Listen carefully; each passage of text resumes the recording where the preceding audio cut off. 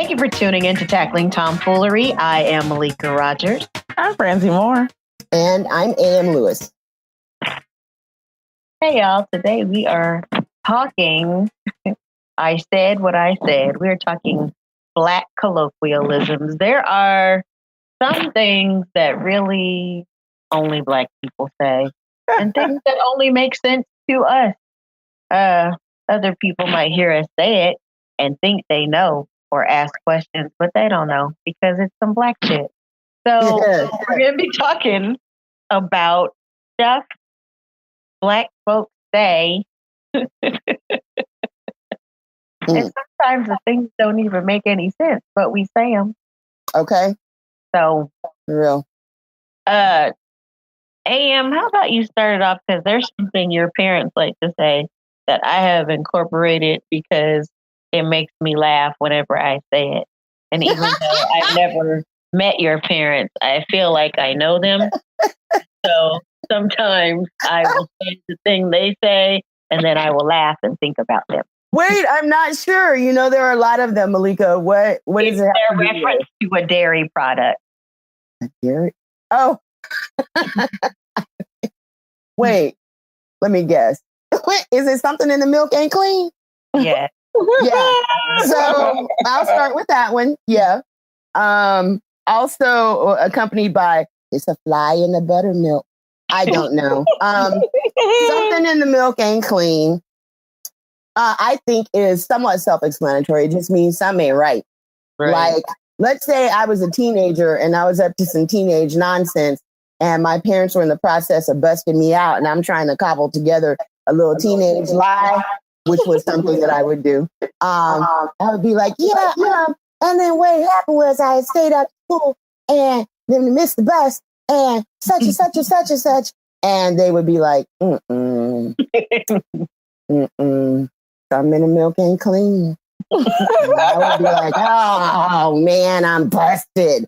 But yeah, and you know, you grew up with this kind of stuff. And yeah, I never gave it a second thought. I never, the lion's share of the stuff that I grew up hearing my parents say, I never thought twice about it until I said it to someone else, typically in adulthood. And they would be like, wait, what now? What? But if I may just say one more, Malika, sometimes these things can bring us together in the spirit of Negro fellowship. Because Amen. I remember the first time, I don't know who said it first, if it was Malika or me, but I remember the first time one of us referred to going to the grocery store as making groceries. Making groceries. What you doing? Listen, I got to go make groceries. And I was like, oh, my people, I'm home. Because that, I do know, is not a widely used phrase, making groceries. Like, the people don't make groceries, okay? We make groceries. And I don't know about y'all, but when my parents made groceries, they put the groceries in a basket, not a cart, not a buggy. It was a basket, which I still say. I say basket. Time. So yeah, some in the milk ain't clean and make groceries are my introductory offerings into this conversation. Because you know I have more. Oh yes. Yes. I have a little list up here. Franzese, I suspect I might know one of yours. I suspect that we might have one in common. But I'm going to wait to hear what you have to say initially, what little phrases, sayings you want to share. Well, you know, I had a hard time when I was trying to come up with these because there are a lot of things that I say that my mom said, but I don't know where she got them from, possibly just her crazy mother. So there are things that I have on this list that I don't know if other people say them, but I know my mom says them. But I couldn't think of anything. And all I have making groceries on my list. Yes. Of a morning is something that I had never heard until I moved to the South. And a lot of the old Black men when I lived in Greenville used to say everything was of a morning, like if you saw them in the morning, and it was like, really, of a morning? And then when I find myself, when I find myself saying it to someone, it's like, no, that's not something you say. It's just something that you've heard. But there I am saying, and you're looking mighty fine of a morning. It's like, that's cute. I've never heard it before. That's adorable. Never heard that either. Of a morning. I do know that my mother sometimes says when she's referring to something that's hella early, is before day in the morning. Before day in the morning. Before day in the morning. I like that as well. On before I went to church. Before day in the morning. Mm-hmm. I don't even. But if it's morning, isn't it also day? Maybe it's before the sun comes up. Mm-hmm. But, sometimes if I think I'm going to go to the gym before work, I will mumble to myself, I got to get up before day in the morning to go to the gym. And then, of course, I immediately feel ashamed for saying it. But of the morning, I've never heard that. I never heard that either. That's cool. Something that I say, and I don't know if this is, I do feel like this is a Black thing, but I say this a lot in my life right now, and that is, y'all not going to be worrying me with blah, blah, blah. Yes. Yes. Oh, yes. My version is worry my nerves. Yes, y'all not fixing worry my nerves, but yes. Mm-hmm. I use worry my nerves, and also, I guess, sort of what goes along with that is I ain't studying you. Oh, yeah. Yes. Oh, yeah. Ain't nobody studying you. Do you know how hard I tried to figure out what studying was when I was a little kid? What does it mean? What do you mean I'm not studying you? What? I don't know how old I was before I put the 2 and 2 together and made the 4 that led me to studying. Yes. But I think what's so hard, especially when you grow up, my mom is from California. So when we grew up, she definitely spoke standard English. Mm-hmm. But then she would let slip all these things that she would say when she was with her cousins, sisters, family, etc. And so it was like, and when I was a little kid, I didn't know anything. Like, Mommy, I don't understand. When you say you were that kid. Mm-hmm. Oh. Yeah.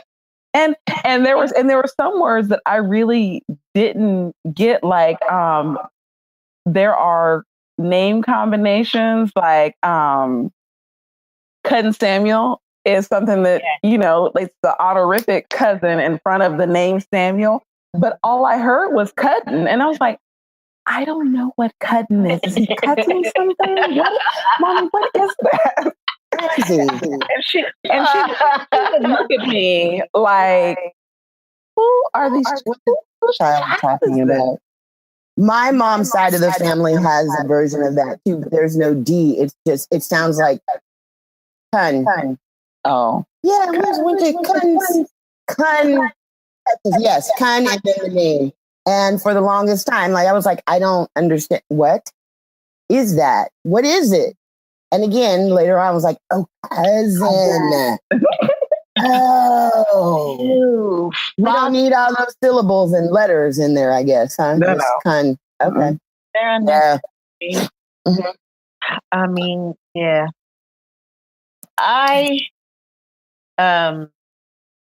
Gosh, there are so many, but I guess I'll start with things my mother would say that I know lots of Black parents say to their children. And I also have a mother who was born and raised in California, but there is something decidedly country about her at times.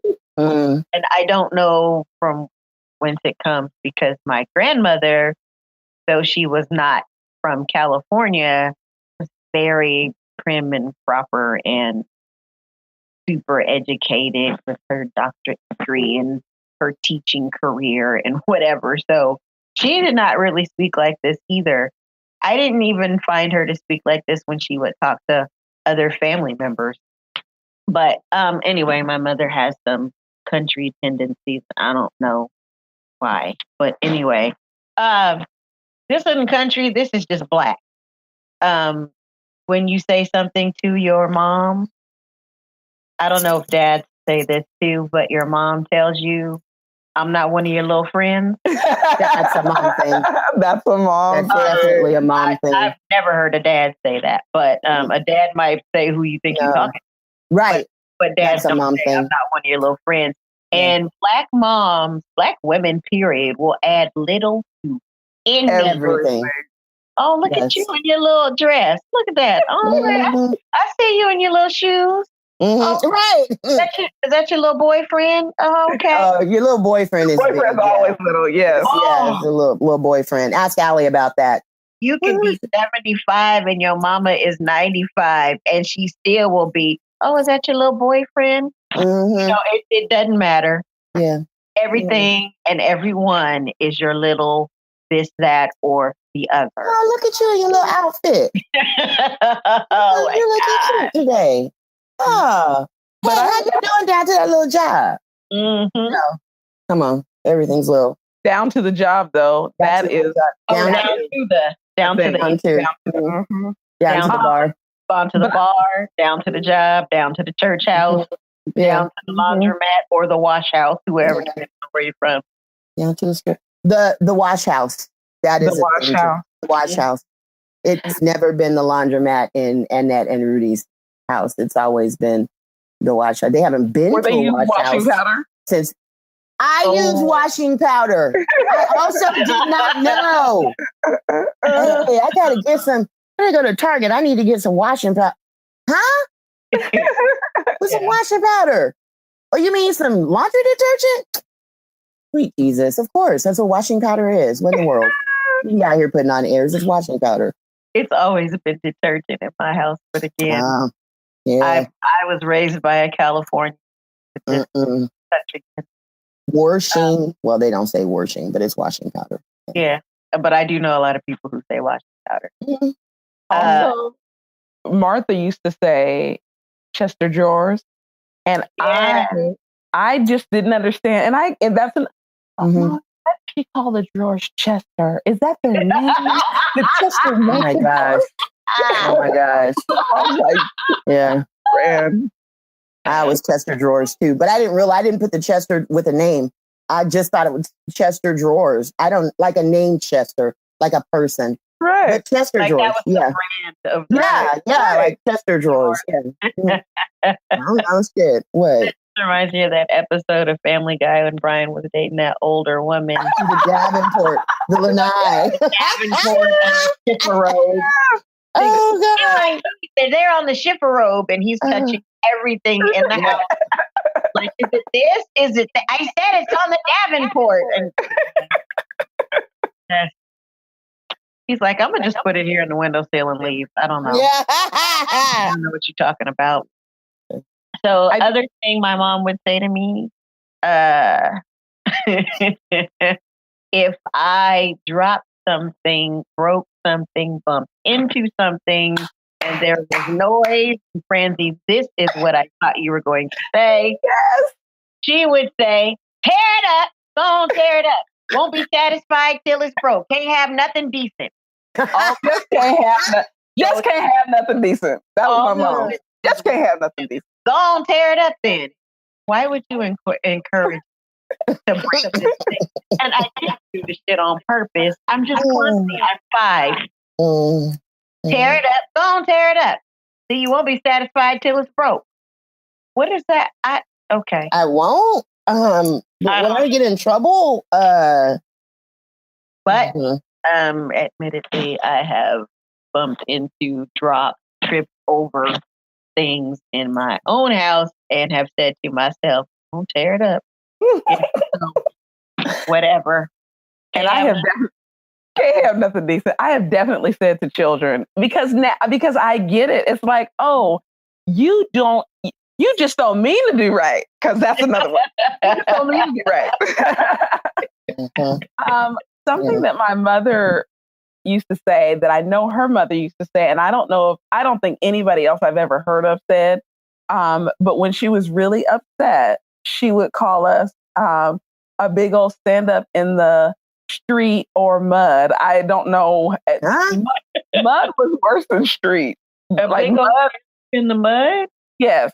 Look at you, you big old stand up in the mud. I don't know why. And it would make me so mad. And Candace would say, it doesn't even mean anything. I don't know why you get so mad.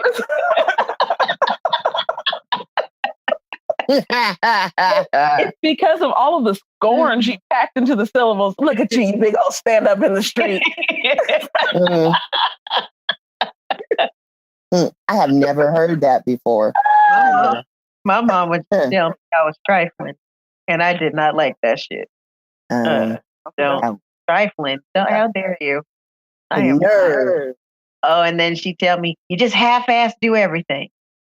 Yeah. She wasn't lying about it. I was lightweight half-ass as a child. And so as an adult, I do fuss about being half-ass. I don't like it. I have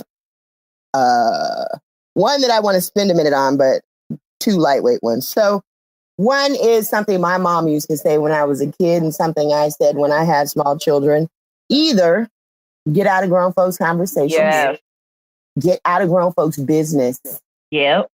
Or I used to say this to my kid and my mom. I'll tell you how my mom says this: get out my mouth. Like I'd be on the phone and you look up and here's a kid looking dead in your face. You know, getting all the tea that's not for them. Everywhere. Yes. If you don't get out my mouth and go on somewhere, get out my mouth. What my mom says now, how it turns into, I'll be talking to her on the phone.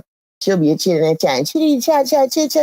Rudy, why are you all up in my mouth?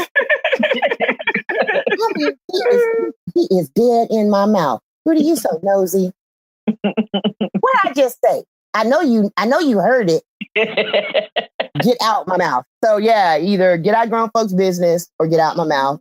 And then you don't go into the military if you're black. Old black folks don't go into the military. They don't join the Army, the Navy, the Air Force, Marines. They go into the service. Service. Yeah. You know, he was in the service. Mm-hmm. Drawing down that good check. And now he draws a check. He draws a check. Right. He draws a nice little, he got a good little check. And again, little. He got a good little check now. Mm-hmm. Yeah. And then after you retire, you get on with the post office. Extra. You got to get on with the post office or the state. But the one that I actually thought about this just recently. I was walking and I was told that I was switching. Oh yes. Because you out here fast. And yes, that is such a black word to me. Yes. I actually had a conversation about whether or not we could think of ever hearing a white person use that. We could not. And what is their approximation of switching? And we couldn't think of anything.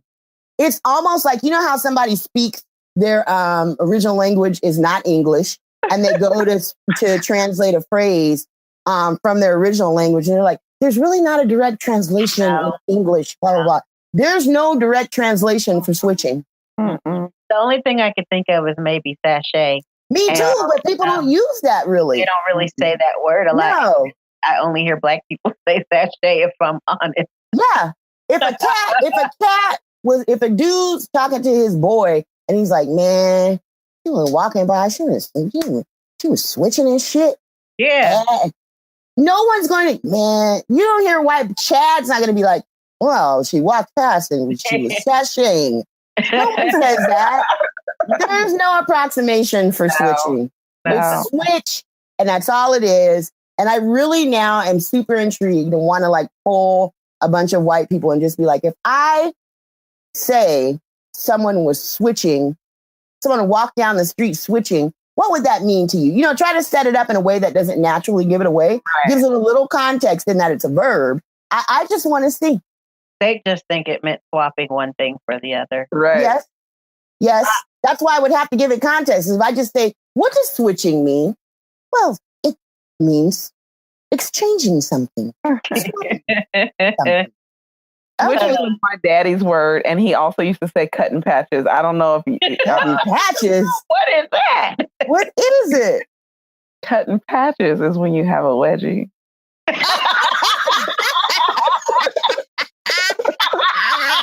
Never.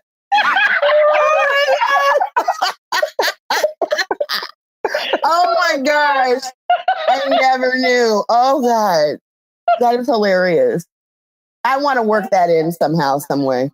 That has laid me out. Wow. I want that in my life. Yeah. Well, you mentioned switching AM, and that reminds me also of fanning. Oh, because fanning? Yeah, child. When you you only fan when you've been outside smelling like outside. That's what I was just about to say that exact thing. You're a child. You've been playing all day. You come in the house. You smelling like outside. That's what most Black parents say. Or I like to tell this kid in this house smell like 2 days ago. Oh, so, that's rough. Yeah, it can be because those feet, those prepubescent feet. Oh, those hormonal. Oh my God! Call the police. Fresh, strong hormones. Anyway, so you've been outside. You smell like outdoors, right? You come in the house, and then I don't know, maybe your favorite commercial comes on or your favorite show, and you dancing to the show. But while you dancing, you kicking up all the outside that you brought inside with you, and then your mama says, "Stop all that fanning! Quit fanning!" It just means stop spreading your mustiness around here because don't nobody want to. We say musty. White people say musty, but they don't say it the same way. They describe an old cabin that no one's used since last summer as musty when there was a must in the air and we opened the windows. But musty, when Black people say it, that's your armpit, your ass, or your crotch. You must, or your feet, whatever. You must be. And some pocketbook. Some country, yes, your pocketbook. In some country, people say musty. They don't even have a T. I don't like it. Yeah, well, I feel like musty is another level of musty. Musty bad enough, but when you musty, you couldn't even get a tea anymore. You smell terrible. You need to just go on and get tea. You think husk is a Black thing, or is that just a Rudy thing? I feel like husk is just a thing specific to your dad. And okay. I've never heard anyone else say it, but whenever you tell me, whenever you mention it to me, I do die from laughter. So, Franzese, I've talked to you about husk before, have I not? I don't think I know husk. Okay, so my dad really likes shoes, right? And a well-kept foot. So your pedicure needs to be a real thing in your life around Rudy. And when I was a kid, like we would be out as a family, and my dad would nudge my neck. Look at this woman. Look at that woman. And he would point, and it would be someone with, all like the built up callous skin on the heel. Sometimes yellow, it's gross. Neck. Look at that. Look at all that husk on her feet. And to this day, if I'm like between petties and, it's manageable, but I need to make sure it's on point. I might make sure my situation is totally moisturized before I go over there, because what I will not do is go in Rudy McGee's house with some gas feet, and then he has to call me on it. You don't want it. Your feet looking kind of husky over there. No one wants it. That's the dead skin, the husk. Yeah. Oh my God. Like your parents, so you just don't. Nobody want. I don't want my. And I don't care how you are. You don't want it. You don't want this shit. Nobody wants it. Nobody likes it. Husk. Also, when a Black person tells you something, and usually this happens when a parent tells the kid something, and maybe the kid doesn't like it. Maybe I say, "Now go on in there and wash all those dishes." And then the kid And of course, it's on in there. Not just go in there. Mm-hmm. Gone in there. On in there. Yes. Go, it's all up in. Yes. On in there. All up under. You know, the kids won't leave you alone. They sitting too close. Why you all up under me? All up under me? Yeah. So we got to add extra words to shit. I don't know why we do that. That's just how it is. But anyway, I say go on in there and wash those dishes. Wash the dishes? Did I stutter? I don't know. Anybody else asked, did I stutter? But I've never heard it from anybody else. Or I could be talking to my girlfriend and maybe I'm spilling the tea and I'd be like, and it cost her $300. And she'll be like, what? Girl, did I stutter? $300. Okay. Yeah, did I stutter? Yeah. Yeah. Or, and of course, you know, the infamous, I wish a bitch or a motherfucker would. Mm-hmm. I wish. Go on, do it. I want to see you do it. So, see what happens. You know, I saw someone say this on Facebook and I was stunned and amazed because I'd never heard anybody else say it before. But when my parents were talking about somebody being cheap, they refer to them as being tight as Dick's hat band. Oh, you know, such and such. You don't like to spend no. He is tight as Dick's hat band. Bought that cheap furniture, that old whatchamacallit, that such and such and such. Or like, let's say they had somebody over and that person took a whole mess. They had people over for dinner. And let's say somebody took a whole bunch of food home, an inappropriate amount of food, right? Like you don't do that. You know, such and such are just trying to get some free food. Tight as Dick's hat band. I didn't want to buy no groceries in damn self. Well, my parents don't really curse. My dad does. My mom doesn't curse. But yeah. Tight as Dick's hat band. I don't know who Dick is and why his hat is so tight and how that tight hat came to be associated with mega frugality, but that's how they do. You find out, see if you can also find out about Hector being a pup, because I had a that. Yeah, I'm trying to remember where I first heard that from. I was working in a call center. This was probably the late night. And I'm talking to a man. I'm asking him some questions because he is applying for a mortgage. And I don't remember the question I asked him. And he said, oh, I haven't seen any of that since Hector was a pup. And me, the person who'd never heard that before. Oh, boy. I responded with, who is Hector? Is that your son? And he was like, girl, nah. It's just the thing. Oh, well, don't bring up Hector if he ain't nobody. I didn't know. But yeah, maybe Hector and Dick are related. Maybe they come from the same town. We don't know. Could be. Oh, yes. Franzese. I like how I was thinking about when Black people want to add an intensifier to a, statement, especially if it's some sort of premonition or something that they don't actually have support for. The proof is in their spirit. It's like in my spirit. I can feel it in my spirit. I feel it in my spirit often, yes. There's no empirical evidence. Nope. But I can feel it in my spirit. But it's real. I can feel it in my spirit. Sometimes things disturb my spirit. Oh, yeah. Yeah. I don't like that. That disturbs my spirit.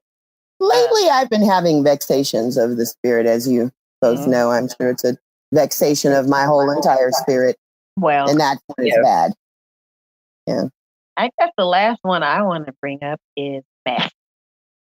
Is what? Meth. Use meth for a lot of things. People who, are troublemakers, they always starting from meth. Always all up in meth. If you only got $5 left until payday, you're just going to eat some meth. I don't even know if it's but I'm finna eat it. So sometimes when you come outside and you ain't all the way together, you looking a mess. You look a mess. Or you wearing some mess. So mess I do like. Or you could cook up a whole mess of something. A mess of greens. Yeah, I love a mess of something. Yeah. So I enjoy mess. Or sometimes somebody's in a situation, and I don't know that this is particularly Black, but there's something about the way it's said. Girl, you know that's a mess. Yeah. That's a mess. Also, it's just a Black thing. You don't even need a word. It's just the sound. There are certain sounds. And sometimes you can start that with girl. Yep. Nah, girl. Listen, you can get 8 billion meanings out of girl. Right. Girl. Girl. Girl. Girl. Oh, girl. Girl. No, you better not. That's my favorite is the warning girl. Girl. Yep. But it also, that kind of inflection thing works for a few things. It works for, like Bernie Mac says, it works for motherfuckers. I was just gonna say. That's right. It works for shit. Shit. Yeah. Ooh, shit. Right.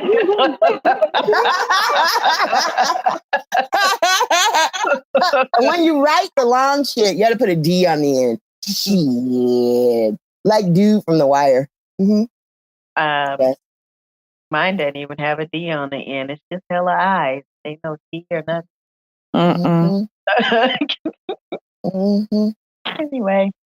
Well, that was fun. We should do idioms next. Oh, God. Oh, wow. A lot of those. Yeah, there are. It's true. Yeah. One of my favorites is one that my mother's Aunt Katie used to say, we wait on you like one dog waits on another, like if you're late to the table. Oh, my gosh. Like one dog waits on... Oh, my gosh. Okay. I've not heard that either. I have not. Well, obviously, we're colorful with our language. That's part of the thing that makes us so dope. But listen, some of y'all, when you hear this, don't try this at home because it ain't for you. It ain't for everybody. That's right. It ain't for, and that's another thing we say. It ain't for everybody. It ain't for everybody. And everybody ain't able. No, they sure ain't. So anyway, don't. And sometimes it's because you're a mess. That's right. Sometimes. Sometimes you ain't shit. So, yeah, don't try this at home. Anyway, thank you so much for listening to another episode of Tackling Tomfoolery. I'm Malika Rogers. I'm Franzese Moore. And I'm A.M. Lewis. All right, now y'all go on somewhere. Go on down somewhere. Hey, fellow tacklers. We thank you so much for listening to our show. If you're interested in supporting us, we would be ever so grateful. You can donate to the Tackling Tomfoolery podcast at patreon.com/Tackling Tomfoolery. Tackling Tomfoolery is produced by Bren Inman for Evergreen Talent Collective. For more information, find us on the web at www.tacklingtomfoolery.com, on Facebook at Tackling Tomfoolery, and on Twitter and Instagram. Subscribe to the podcast on iTunes, Stitcher, or SoundCloud, and make sure you rate and review the show, as that helps people find us. If you'd like to contact the show, email us at tacklingtomfoolery@gmail.com or leave us a voicemail at 916-573-1065. Let us know what tomfoolery you're tackling. Thank you for listening, and we'll talk to you soon.